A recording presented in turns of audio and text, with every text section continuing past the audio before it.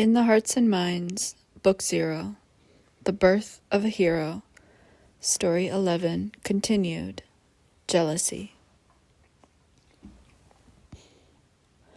One ringed hand reached out to pet Ruka's human on the hair. As always, he was much gentler than when he pet Ruka's own pelt. Ruka couldn't bear to look, so he turned away, staring through the narrow opening of the door. There were so many humans standing in the hall, he grew startled. They were so quiet. What did they think they were doing, standing around quietly like that? Ruka snapped the door shut, listening as the sounds of breathing became audible, and the sharp snapping of heels echoed beneath the crack of the door. I had my best investigators look into you.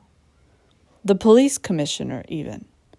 You were profiled as prone to rebelling, yet had never joined any organization on paper. The articles you wrote, the things you knew. I never figured out where the leak was. Ruka's human cleared his throat. And you want me to tell you now? No, the stranger said. I want to know how I can bring you back home. I can't think straight when you're not there. Do you trust me so little? Ruka's human scoffed. You make me out to be some wild sex fanatic. I am not. And even if I was, if you can't trust that I'm faithful, then if I trust you, will this feeling go away?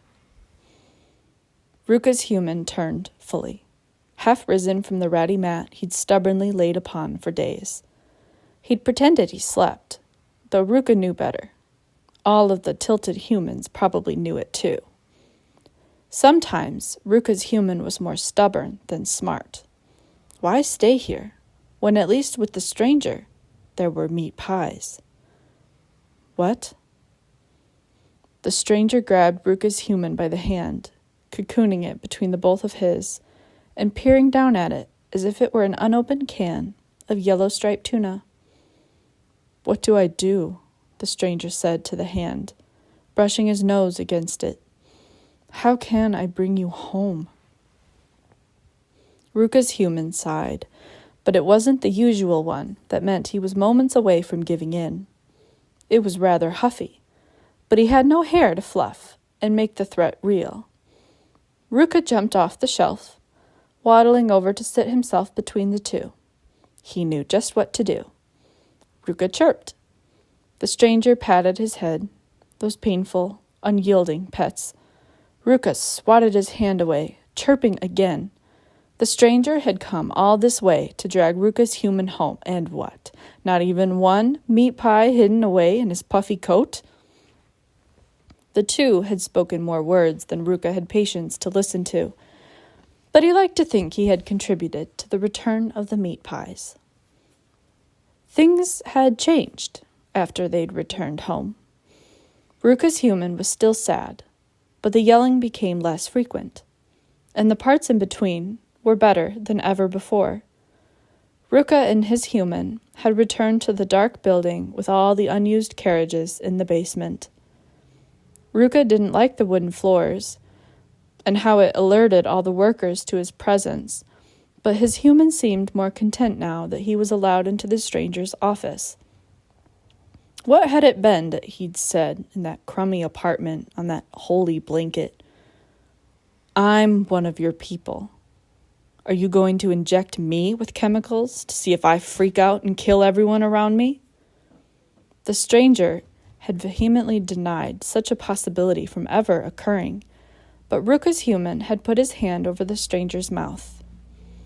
I want you to go look at those people you have trapped in that basement, wherever it is. I want you to go look at them, and when you look in their faces, I want you to see me there instead.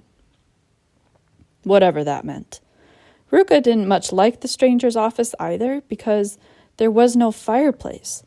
The rug was scratchy against his paws, and the window was too far above his head, no handholds for him to climb up. But his human had mostly stopped arguing with the stranger. Usually, it was unbearable for Ruka to watch the stranger put his hands all over his human, as if he was the only one allowed to touch him. He still touched him, even more, actually, but now there was room for Ruka, too. And Ruka didn't mind looking out the window from the shoulder of his human. The nights grew to be his most favorite time, even more special than eating in front of the fireplace on his favorite rug. The two humans talked long through the dark outside, and while Ruka didn't know what was happening, the stranger started becoming something different. Ruka didn't know what to call him anymore. He was almost unrecognizable. The stranger became stranger. "The president is home," Miss Benetti informed them, and Ruka blinked. He still had half a plate of pie. What had he been thinking about, dozing off in front of the fire? "All right," Ruka's human answered, standing at once. Ruka felt the human's hands tap a dance across his head. "Stay here and finish. I'll greet him alone tonight." But Ruka did not want that. Things had gotten much better than the first year they had lived in this tall house, but that didn't mean everything was easy. Ruka couldn't leave his human alone with Miss Benetti and the other workers. The ones with white aprons and bow ties were the meanest, but Miss Benetti was the worst of them all. Behind her slim glasses, she hid her glinty eyes. Underneath her skinny hat, she hid her fluff. Behind her thin smile, she hid her fangs. Ruka did not like any of them. Hurrying into the hall with his plate in hand, Ruka balanced on his back feet with a waddle as he vied around each of the tall legs lining the entryway. "You must greet him properly," Miss Benetti snapped at Ruka's human. "I told you not to wear the loafers at this time of day. We bought you several sets of appropriate suits." "You did," Ruka's human agreed. "But I asked him, and Grain said he didn't care what I wore to greet him in the evenings." "The president, you mean." Miss Benetti whirled around, stilling each of the white aprons and bow ties lining the walls. Ruka nearly crashed into a set of legs. As it was, his meat pie got smushed up beneath one of the long, hoopy black skirts. The lady looked down in horror at her tights smeared with Ruka's precious. She looked as if she would kick him, so Ruka smiled at her to apologize. She staggered away, clutching a hand to her chest and looking to the nearest workers for support. They all turned their backs on her, and so she vanished. Ruka had hoped she would first give him back the morsels of meat on her legs, but maybe she wanted them for herself. Ruka would be nice this one time. "A college dropout with a history of rebellion hardly deserves to stand beside our great president, does he?" Miss Benetti sniffed Ruka's human up and down, though she didn't do it right, because how could you smell where he'd been at that distance? "And yet, you were chosen by his greatness. You were forgiven for all of your unworthiness, and granted another chance to prove you could be of some use. I had thought you would put in a little effort." "Am I a consort?" Ruka's human asked, smiling a little, though his voice was low. Miss Benetti took up position across the doorway. She would be the first one to greet the stranger when he stepped through. Ruka's human took up the opposite side, where the door would swing open and hide him from sight. Ruka didn't want his plate to get hit again, so he stood in the middle, directly in the stranger's path. Servants whispered behind their hands as he finished the remaining morsels. Miss Benetti sighed in disgust. Ruka was used to that sound by now, and it didn't faze him. "Keep this up and you'll be replaced." Ruka wasn't sure who she was speaking to, but it was his human who answered. "By who?" he snorted, raising his voice to be heard by each and every human standing in this hallway. "You? I doubt it. You're not really his type." "How dare you talk back to me?" she screeched, just as the door opened. A giant hush rustled down the line of bodies at each wall, and the stranger climbed the final step from the basement, flanked by the giant humans he kept with him at all times. All 10 of them waited for entry, most of them half asleep. These humans were always tired.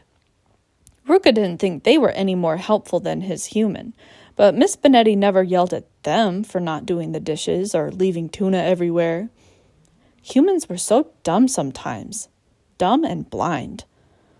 The first thing the stranger said wasn't, "Miss Benetti, thank you for waiting by the door for me." Nor was it, "Lim, my dearest, I'm home." It was, "Badger, your plate's empty. Let's fix that."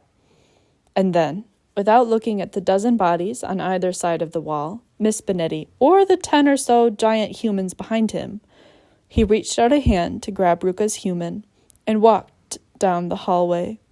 As they passed him, Ruka's human grabbed Ruka around the middle, tucking the plate into his own hand, and they didn't bother with any of the rest.